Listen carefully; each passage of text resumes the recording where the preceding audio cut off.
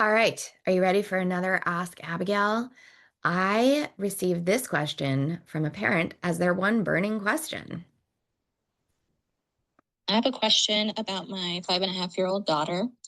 She's been getting very upset lately when someone has the same thing as her. If she wants chocolate ice cream, but her brother or her cousin wants chocolate ice cream, then she'll change her mind. Not really, but she'll say she wants something else because she doesn't want the same as them.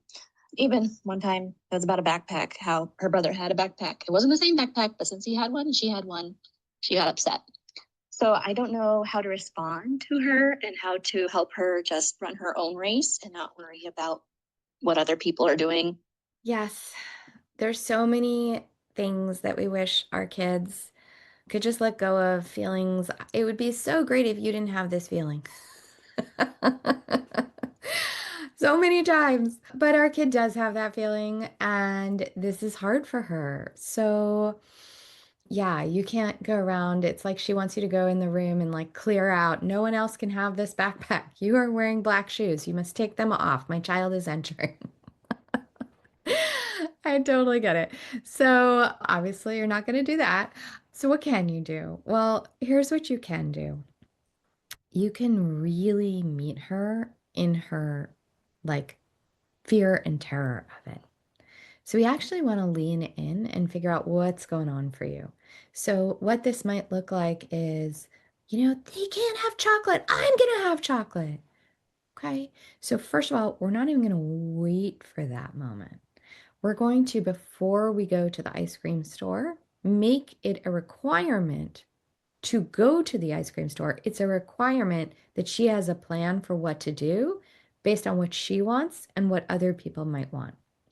So I'm going to actually do that, what I call pre-work with her before we go to the ice cream store. So that's going to look like, hey, and by the way, let me just say, this whole thing is what we call a giant emotional project.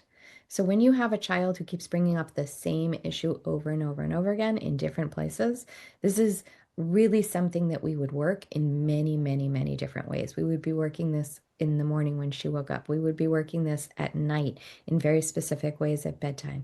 We would be working this in stories that I tell her. We would be working this throughout the day. I would be setting up little challenges for her that don't feel like challenges. They feel like little like love gifts throughout the day. But that is a long process to teach a parent how to do. And when you learn how to do that, you can move any emotional project, not just this emotional project. But I'm going to give you an example of what one of the things we would do in a case like this looks like, and it looks like pre-work. So I would say to this child, hey, you want ice cream? Let's go do it. I want to get ice cream with you too. Yeah. Okay. Do you know what kind you want? So the ice cream store, let's see, you want to do a little math with me? They have 10 flavors. How many people do you think buy ice cream every day? Maybe like 300? 300? Do you think like 30 times 10 is 300? So if they have 10 flavors, do you think 30 people buy one of each flavor? Or do you think some flavors people buy, like more people buy vanilla, more people buy chocolate, very few people buy like the peanut butter toffee? I don't know. It would be an interesting experiment. We could ask them today. Yeah. So of the, let's say, 110 people who are going to buy chocolate ice cream today, do you want to be one of those people?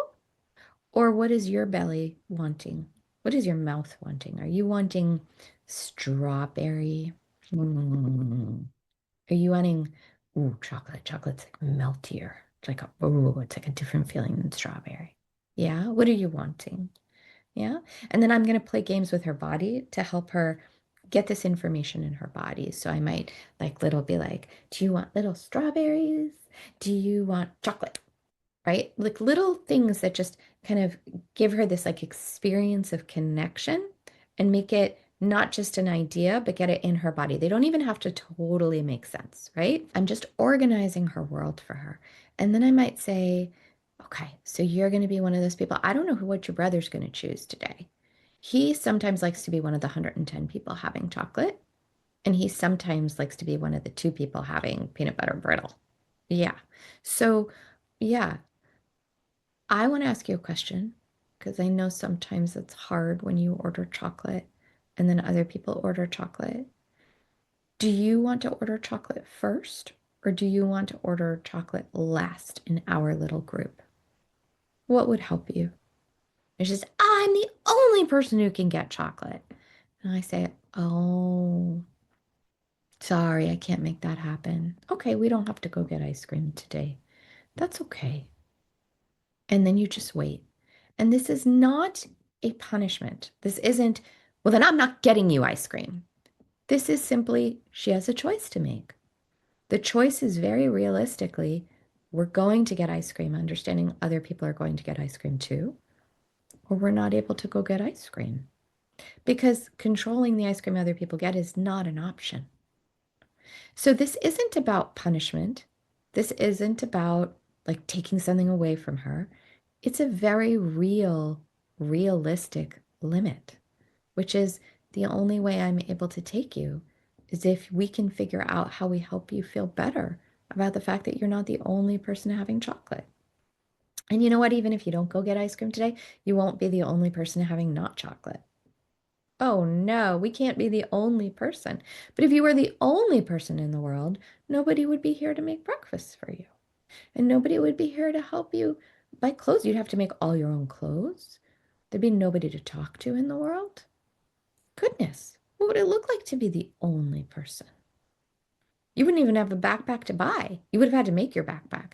And then definitely nobody else would have it. But you wouldn't be able to take it to school because there'd be no school. So, oh goodness. Yeah, being the only person is a lot of work. You're lucky there's other people. You're lucky there's enough chocolate ice cream for a lot of people. So there's so many different ways to come into this conversation. We don't like put all of them onto her, but I'm trying to give you a bunch of different ways to come in so that you can kind of figure out which line of reasoning and talk and play would kind of help best with your child. And then if we say, I am totally willing to give you and take you to an ice cream place as soon as you are ready to be able to have ice cream and have other people have ice cream, then I'm ready to go with you. Yeah. Yeah, totally up to you. So again, we're not taking it away. We're letting her make a choice about what she's capable of. Okay? So there's so much more to this than that. This is a big emotional project, but I hope that gives you just a few windows into how you can come in and start getting some air in that pretty stale room. All right. Lots of love.